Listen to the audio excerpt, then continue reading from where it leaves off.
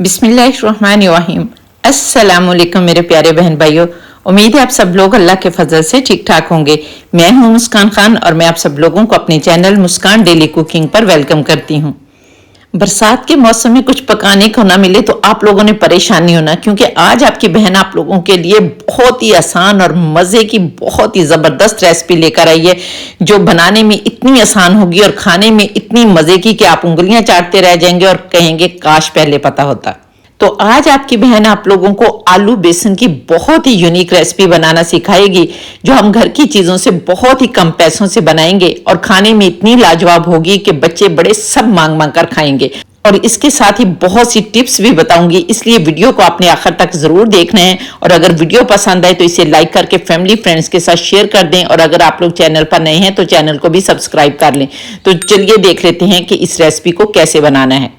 तो आलू बेसन की इस यूनिक रेसिपी को बनाने के लिए अब हम एक बाउल लेंगे और इसके अंदर 1 कप छना हुआ बेसन डालेंगे। बेसन को आपने जरूर छान कर लेना है, क्योंकि बरसात का मौसम है तो सुंडियां वगैरह होती हैं।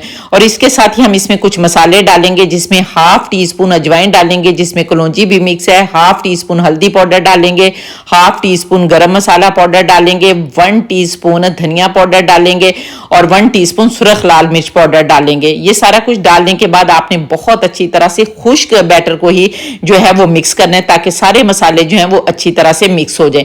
अब हमने एक मीडियम साइज का आलू लेना है, जिस तरह आपको वीडियो में नजर आ रहा है कि ना बहुत ज्यादा बड़ा है और ना बहुत ज्यादा छोटा है। तो इसे मैंने अच्छी तरह से बॉईल कर लिया, आपने भी बॉईल कर लेना है। और बॉईल करके अब हम ये जो ग्रेटर का बहुत बारीक वाला हिस्सा है ना, इससे हम ग्रेट करेंगे। तो यहाँ पर मैं सारे आलू को ग्रेट कर लेती हूँ और फिर आप लोगों को दिखाती हूँ।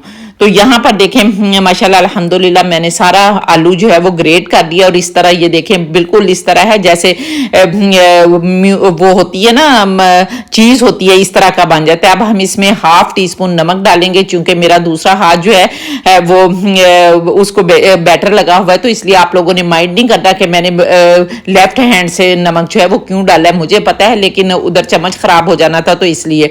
और अब हमने बहुत अच्छी तरह से इस बैटर को मिक्स करना है और आटे की तरह जो है ना वो गूंद लेना है।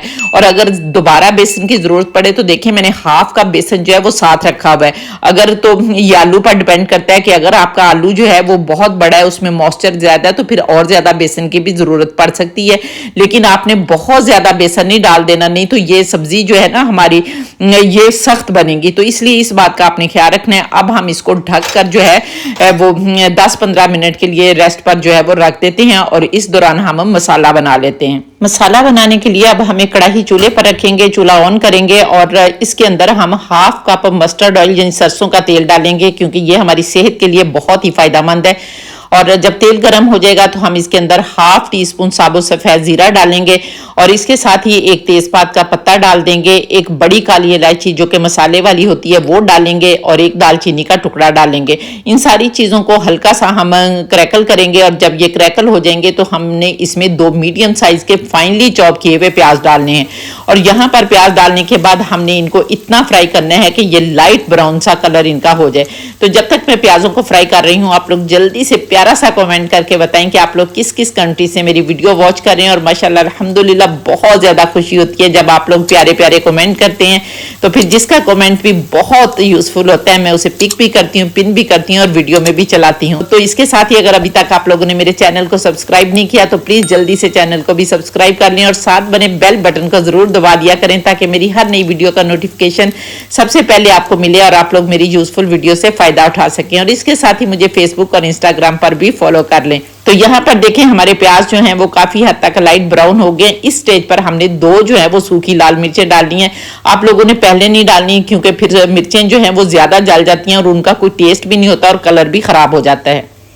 मिर्चें डालने के बाद भी हम 1-2 मिनट के लिए फ्राई करेंगे, और इसके बाद अब हम इसके अंदर 1 टेबलस्पून भरकर अदरक लहसुन का पेस्ट डालेंगे, और इसके अंदर मैंने पानी मिक्स किया है, क्योंकि इससे भी एक बहुत अच्छा सा जो है फ्लेवर आता है।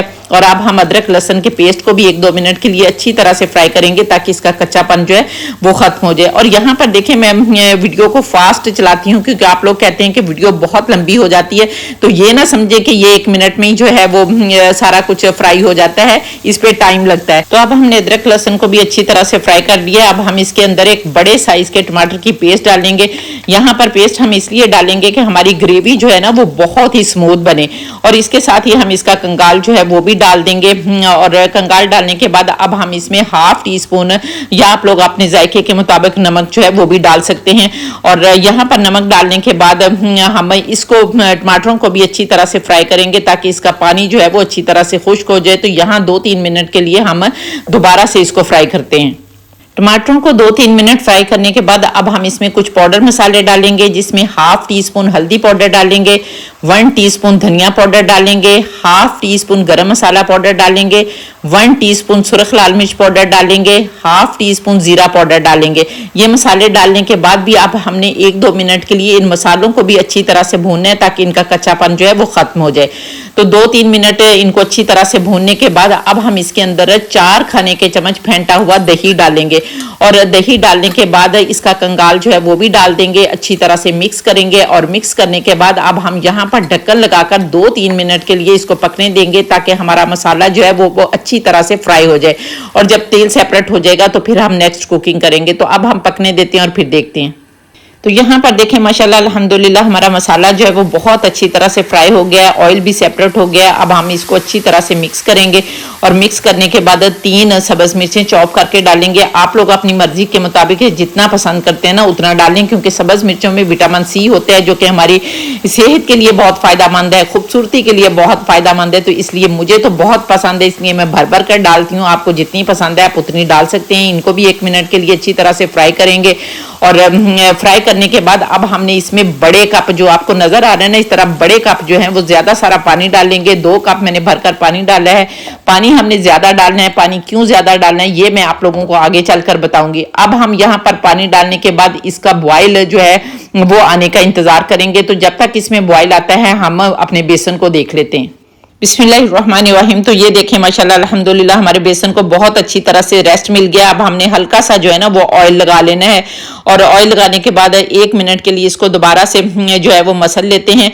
और मसलने के बाद अब आपने क्या करना है कि इसके छोटे छोटी जो है ना वो पेड़े से निकाल लेने हैं, और सारे छोटे छोटे पेड़े निकाल लें ताकि आगे आप लोगों को बनाने में आसानी हो जाए। अच्छा, इसके अलावा मैंने पहले भी अपने चैनल पर आलू बेसन की बहुत सारी रेसिपीज जो हैं वो अपलोड की हुई हैं, जो कि आप लोगों ने बहुत पसंद की। अगर आप लोगों ने नहीं देखी तो उन्हें भी जरूर देखने, वो बहुत ही मजे की बनती हैं। और फिर हमने इनको हाथों में अच्छी तरह से गोल करना है, और सिलेंडर शेप जिस तरह कबाब बनाते हैं ना लंबे वाले, इस तरह से आपने ये छोटे छोटे बनाकर रखते जाने हैं। पहले सारे आपने इस तरह से बनाकर रख लेने हैं, और फिर अब आपने एक कांटा लेना है, और कांटा लेकर चाहे सामने वाली साइड से चाहे उल्टी साइड से आपने हल्का सा ऑयल लगा लेना है। ऑयल लगाने के बाद अब आपने ये एक पीस जो है इसके ऊपर रखना है, हल्का सा दबाना है, और दबाकर ये देखें साइड से आपने इसको रोल करते जाना है। तो ये बहुत ही खूबसूरत सा डिजाइन जो है वो बन जाएगा, और ये हमारे जो है वो इस तरह से लगेंगे कि जैसे मैक्रोनीज जो है ना वो बन गई हैं। तो ये बहुत ही मजे का, देखने में भी मजे के लगते हैं और फिर खाने में भी बहुत मजे के लगते हैं। तो इस तरह यहाँ पर मैं सारे बना लेती हूँ और फिर आप लोगों को दिखाती हूँ।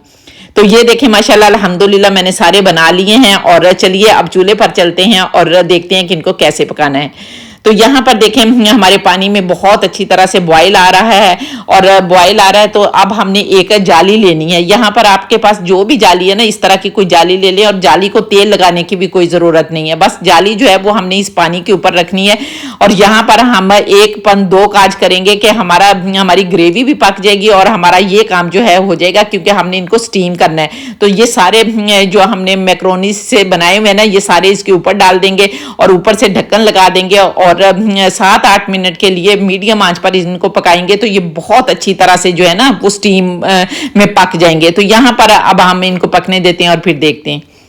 7-8 मिनट हो गए हैं। अब हम देख लेते हैं बिस्मिल्लाहिर्रहमानिर्रहीम। तो ये देखिए माशाल्लाह अल्हम्दुलिल्लाह, मैं हाथ लगाकर भी दिखाती हूँ। ये देखिए कोई भी चिप नहीं कर रहे, बिल्कुल खुश्क हैं और बहुत अच्छी तरह से जो है वो स्टीम हो गए हैं। ये बहुत गर्म प्लेट होगी, इसलिए हमने किसी कपड़े की मदद से जो है इसको उठाना है, अदरवाइज आपका हाथ जो है वो जल जाएगा। तो यहाँ पर अब हम इनको उठा लेते हैं और उठाने के बाद अब हमने इनको यहाँ पर रख देना है कि ठंडा हो जाए।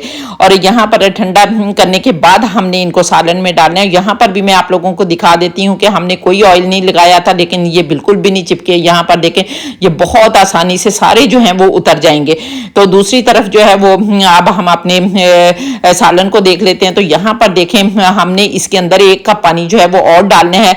और पानी डालने के बाद चूंकि शोरबा जो है वो पहले ही उबर रहा है, तो इसके साथ ही अब हमारे जो मैक्रोनीज है वो भी ठंडे हो गए हैं, तो वो भी डाल देंगे। बिस्मिल्लाहिर्रहमानिर्रहीम, मिक्स करेंगे। और यहाँ पर पानी मैंने इसलिए ज्यादा डालने के लिए कहा था कि जब हमने ये मैक्रोनीज बेसन और आलू के डालने हैं ना, तो इन्होंने भी जो है वो पानी को सोक करना है, तो इसलिए फिर आपकी ग्रेवी जो है वो कम रह जानी थी। तो इसलिए आपने पानी जो है वो थोड़ा सा ज्यादा डालना है। अब हमने इनके ऊपर ढक्कन लगाना है और 5 से 7 मिनट के लिए दोबारा से इनको पकाना है, ताकि सारे मसाले और सारा फ्लेवर जो है वो इनके अंदर जो है वो रच बस जाए। तो यहाँ पर अब हम पकने देते हैं और फिर देखते हैं। सालन को पकते हुए 7 मिनट हो गए हैं, देख लेते हैं बिस्मिल्लाहिर्रहमानिर्रहीम। तो ये देखिए माशाल्लाह अल्हम्दुलिल्लाह, बहुत मजे की खुशबू आ रही है और बहुत ही मजे का हमारा सालन जो है वो बनकर तैयार हो गया है। अब हम इसे अच्छी तरह से मिक्स करेंगे और मिक्स करने के बाद यहाँ पर हमने 1 टेबल स्पून कसूरी मेथी लेनी है और उसको तवे पर रोस्ट करना है। रोस्ट करने के बाद आपने हाथों से मसल कर इसके अंदर डालना है, क्योंकि इसकी बहुत ही मजे की खुशबू जो है वो आएगी। और इसके साथ ही हमने काफी सारा सब्ज धनिया डालना है, क्योंकि सब्ज धनिया जो है वो भी हर सालन की जान होती है।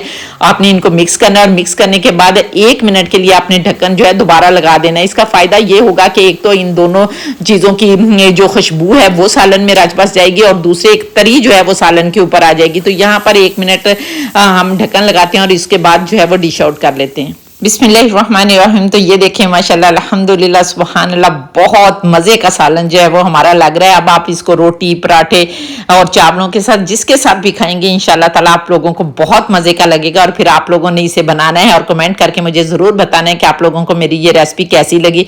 और यहाँ पर देखिए माशाल्लाह अल्हम्दुलिल्लाह, इतना मज़े का लग रहा है कि बेख्तियार कहने को दिल कर रहा है। फ़ाबिया अलाई रब्बिकुम का ज़ीबान, कि मेरे परवरदिगार ने कितनी प्यारी प्यारी नेमतें दी हैं, जिनको हम बनाते खाते और अल्लाह का शुक्र अदा करते हैं। तो उम्मीद है आपको मेरी रेसिपी पसंद आई होगी। अगर रेसिपी पसंद आई है तो जल्दी से मेरे चैनल को सब्सक्राइब कर लें। और अगर आप लोग इस रेसिपी को टिकटॉक पर देख रहे हैं तो फिर इसे रीपोस्ट भी कर दें, ताकि दूसरे फ्रेंड्स भी इससे फायदा उठा सकें। और इंशाल्लाह ताला नेक्स्ट वीडियो में आपसे दोबारा मुलाकात होगी। तब तक के लिए अपना बहुत सारा ख्याल रखिए और मुझे भी अपनी दुआ में याद रखें। और इसके साथ ही इजाजत दें। अल्लाह हाफिज।